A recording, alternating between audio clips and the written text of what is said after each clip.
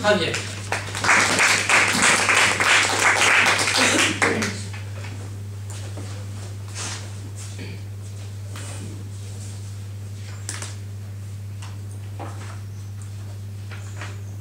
Let me start with showing you this graphic. What do you think this graphic is about? Stock exchange? No, stock exchanges.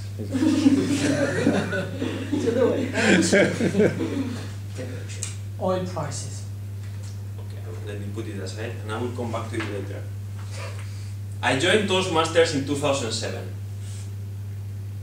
At that time, in Madrid there were 3 clubs of Toastmasters. There was Excelencia Toastmasters, Standing Innovation, and Toastmasters Madrid. This last, Toastmasters Madrid, is the one I joined. Why did I join Toastmasters? Why did you join Toastmasters? To improve your speaking skills. Public speaking skills. Yeah. Monica just said so. She wanted to improve public speaking skills. But not only that. You join a club of Toastmasters because the first time you come here, you like the atmosphere. You hear 2 different speeches, sometimes interesting speeches. You hear or you receive good evaluations. This is why you join Toastmasters. I found all of this at that Toastmasters Madrid club that I joined the first time. We could say that the quality of the club was high. The quality. Mr. Toastmaster, fellow members, guests, today I'm going to try to convince you that in Toastmasters, quantity leads to quality. This is the verse Q versus Q. For me, there is no quality versus quantity, but quantity leads to quality. For this purpose, I will finish with my personal story, then I will go through some history of this club, and then I will tell you some statistics about Toastmasters. So after joining the club, 6 months later, I became an officer of the club. I was the VP Education, as Fleming is in this club. And from the first day of joining the club, of being VP Education, every meeting I started taking note of how many members and how many guests were attending our meetings. And I was doing this for 2 years. And this is what this graphic is about. You can see that there is an erratic trend, but the trend was going upwards. And believe me, as the attendance grew and grew along the 2 years, the club was getting better and better. Let me tell you something about Toastmasters. Toastmasters International has a system to evaluate the clubs, the quality of the clubs. This system is called the Distinguished Club Program. Some of you may know because some of you are officers of the club. The Distinguished Club Program has 10 different goals that each club should try to achieve every single year. These goals are measuring things like how many members complete the Competent Communicator Manual, which is the manual that you just started. Some other goals are measuring how many members are completing Advanced Communicator Manual, the one I am doing at the moment. Other goals that we have to achieve is how many new members we have, etc. With these goals, Toastmasters ensures that the clubs have certain quality. So, in this Distinguished Club Program, in these 10 goals, if you reach 5 goals, the club is recognized as Distinguished Club. If you reach 7 goals, the club is distinguished as Select Distinguished Club.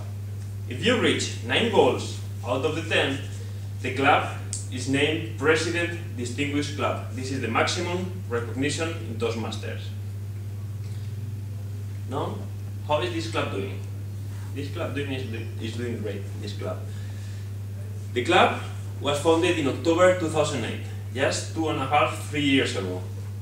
In the first year, it ended with 22 members and reached 3 goals. It's normal that the clubs in the first year, they are not reaching 5, 7 or 9 goals because all members are new, they have not delivered many speeches, etc. But on the second year, just in the second year, the club, still with 22 members, achieved 5 goals, so it was already recognized in the second year of existence as a distinguished club. Now we are in the third year of the existence of this club.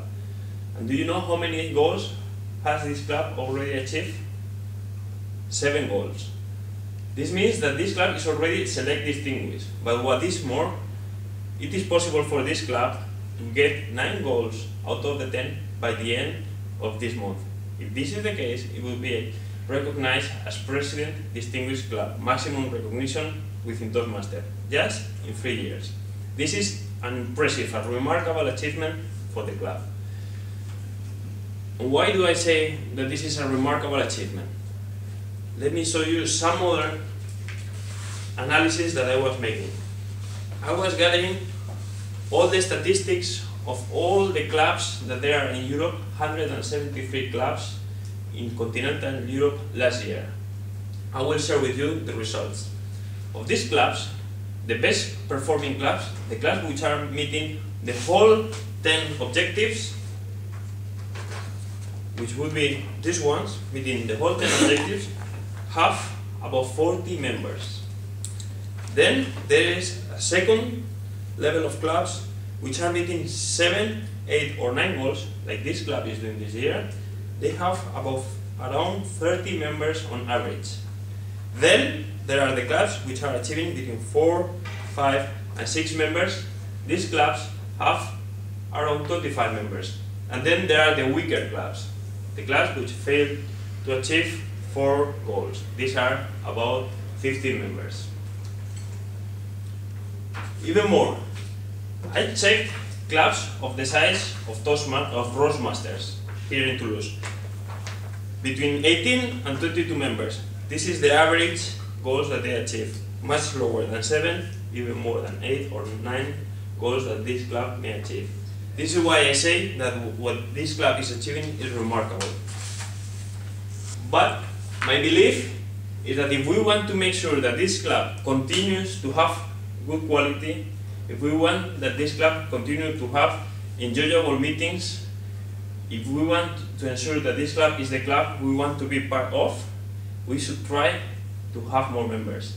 We should try to reach, let's say, my belief, about 30 members. We are 20 at the moment, we should try to go for 30. But making new members cannot be only the action for the BP membership or the BP publicity. It has to be a collective action among all of us.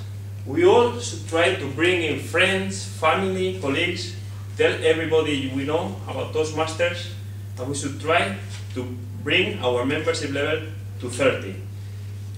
Because remember that in Toastmasters, quantity leads to quality.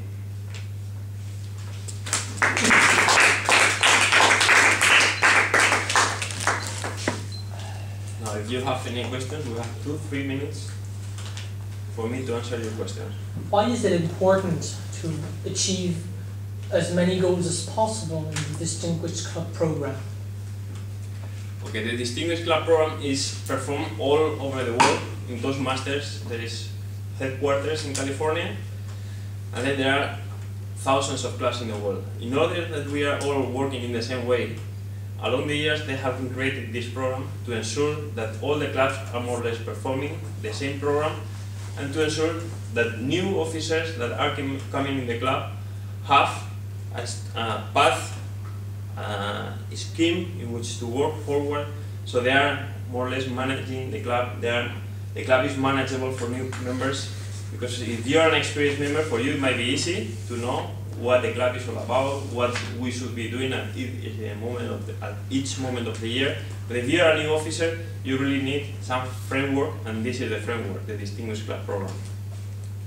What's our incentive to become a President Select Club? The main incentive is that the club continues to be healthy, a strong club, and that the meetings are enjoyable.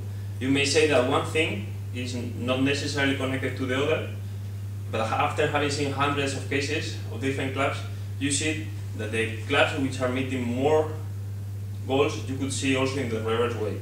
The clubs which are meeting more goals are the ones which are having more members, and are the clubs which are retaining more members. This is because being part of this club is fun. You go there every week, you hear 3-4 speeches, you receive lots of feedback, good evaluation, you see yourself improving a lot, fast, and you see that it's not only worth the money you are paying, the fee you are paying, but it's fun. But you're saying that there's correlation, so there's causation. That is, you're saying that because clubs have achieved the Distinguished Club Program, they have more members, or are you saying that because club have more members, they achieve the DCP, and thus they get more members? Which way does the causation go? I believe the correlation is from quantity to quality, because when you have quantity, it's easier to fill in the roles, because you have a bigger pool of members that they can volunteer for giving speeches or to fill in any roles.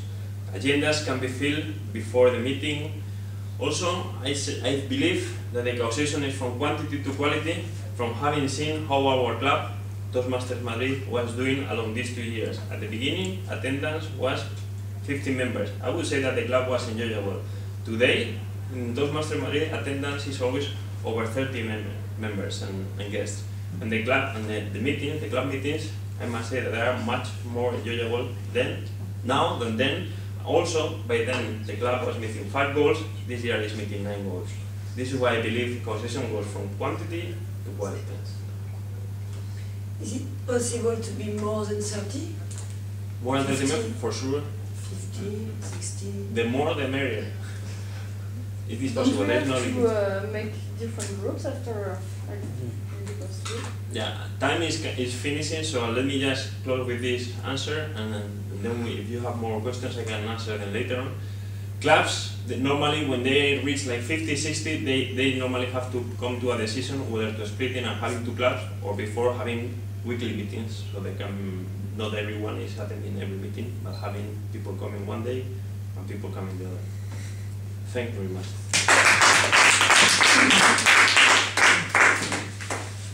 Well, thank you very much for this very interesting and very timely topic. Bien, est-ce que les évaluateurs ont terminé leur travail?